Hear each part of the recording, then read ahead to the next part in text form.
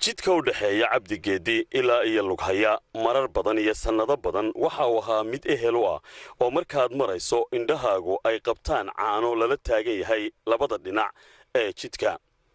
waxaana dadka xoolo dhaqatada ee jiidaasi xeebaha gobolada Salel iyo Awdal ku nool ay ahaayeen kuwo caanaha iyo cadka xoolahooda isku filnaansho ka gaaray marka loo eego waqtiyadii hore hase yeeshee taasi waxa bedelay muuqaaladan aan arkaysaan maaha xiriir qaxoonti ama goobo loo daleeyay dad soo caydhoobay oo markaasi ka baxsan wadanka hase yeeshee waa jidka u dhaxeeya deegaanada Cabdigeedi ilaa Lughaya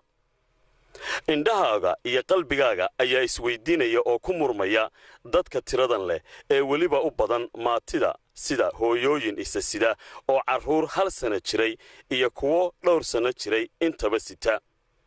odayaasha ayaa dhafoorkooda ay ka muuqataa sidoo kale abaarta naafaysay dadkani waxa ay dhowr bilood ka hor ahaayeen dad xoolo dhaqataa oo xoolahoodu ay ku filan yihiin inkasta oo ay ka soo hayaameen deegaano aad u fog oo ka mid ah deegaanada ku dhow deegaanka Diridhaba ee dalka Itoobiya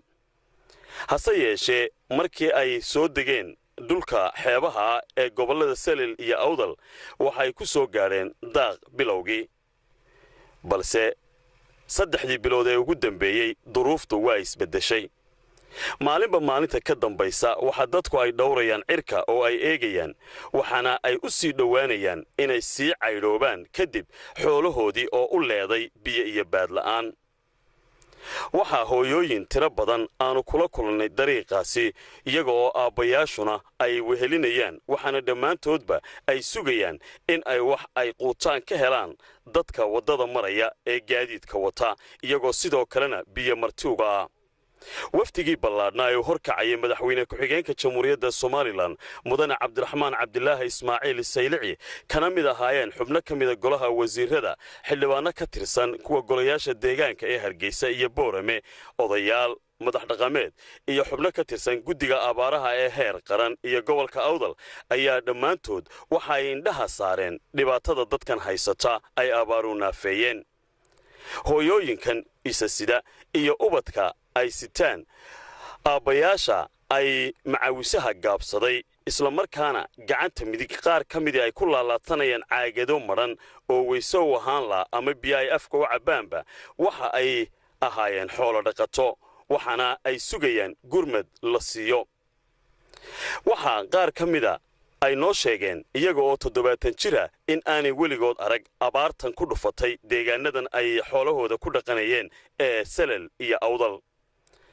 dadka deegaanada ku noolaa ayaa iyaga laftigooda culays weyn u haystaa waxaana iyaga isu saarantay laba arrimood midi waa culayska ay doonayaan in ay ugu sii gurmadaan dadka walaaladooda ee dhibaatadu ay soo gaadhay ee ka soo hayaamay deegaano aad u fogfog talabaadna waa iyaga waa dadka deegaanka oo iyagaba abaartu ay saamaysay dad iyo dunyo lana daala dhacaya duruufaha adag ee ku gadaama noloshooda hooyo Maryan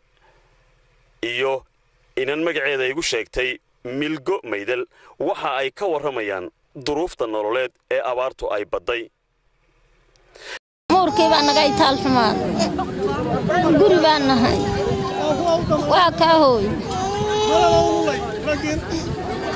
madaxweyne ku-xigeenka Somaliland iyo waftigiisu intii ay marayeen jidkaasi waxa ay dadkaasi gurmad ahaan ula gaareen raashin bisil sida timir biskud biyo iyo waliba roodhi kale oday Cabdalla oo jira 66 sanadood ayaa tilmaamay in aanu weligii maqal ama arag abaartan oo kala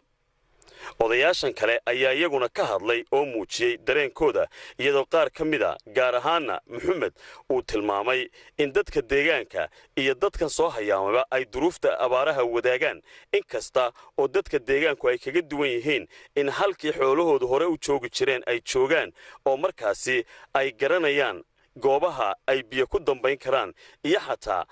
sida ay magaalooyinka xiriir ula samayn karaan ama u tagi karaan balse dadka doolka ah ee iyagu soo hayaamay ay dhibaatada nugul u yihiin maadaama deegaanka lafdigiisu abaartu saamaysay isla markaana ay ku adag tahay in ay dib u baxaan oo ay u baxaan oogooyinka madaxweyne ku-xigeenka jamhuuriyadda Somaliland mudane Cabdiraxmaan Cabdilaahi Ismaaciil Saylici ahna gudoomiyaha guddiga heer qaran ee abaaraha ayaa waxa uu la hadlay kumanaan iyo boqol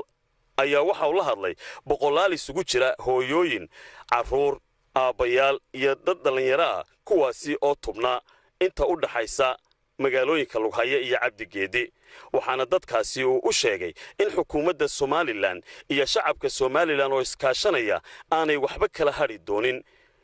gurmad qaranna loogu jiro sabata bixinta dadkaasi iyo dunya wixii uu soo hadhayba haddana fadhigii waan adkaysan karay waxaan bal waxay ku nool yihiin soo arka bal cidii culayskana maadaama wada qabtaan saad sheegteen dadkii deegaanka iyo idinku wada qabtaan waxaan dadkii meelaha dhaadheer ka soo hayaamay bal inaad u gurmataan oo haday rabaan waxaan soo gaaray war oranaya in badan baa rabta in maartay la dhaweeyo